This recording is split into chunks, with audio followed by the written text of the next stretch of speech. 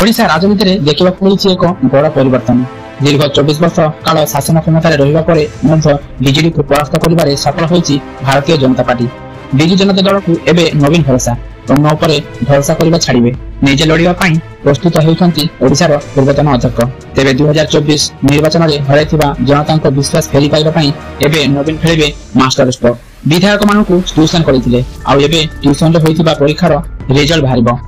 यार मान हूँ पूरा बदलवा जाऊँगी बीजेडी जे जो दायित्व रही समस्त को बदली करने नहीं निष्पत्ति नहीं पारती पूर्वतन मुख्यमंत्री।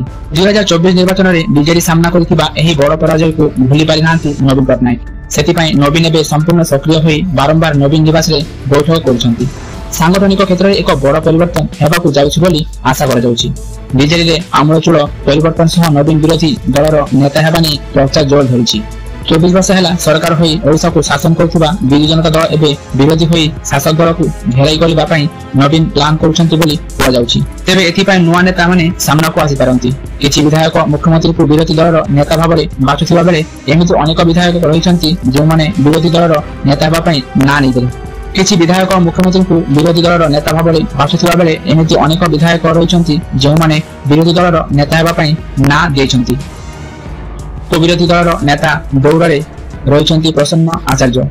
यहाँ वरिष्ठ विधायिका प्रमीला मल्लिक को विरोधी दलर मुख्य सचेतक और प्रताप देव मुख्य सचेतक भाव में दल नियुक्त कर चर्चा होती। तेज आसंता जून 10 रे भारतीय जनता पार्टी जदिव निज दल जनक नूतन मुख्यमंत्री भाव शपथ नापी सामना को आने को जाइछंती हेले आज भी लोकों मन में नवीन पट्टनायक तांकर सही प्रिय मुख्यमंत्री होई रही आछंती। जेमिति सते लागुची भारतीय जनता पार्टी विजय रे ओडिशावासी जेति खुशी नाहांती।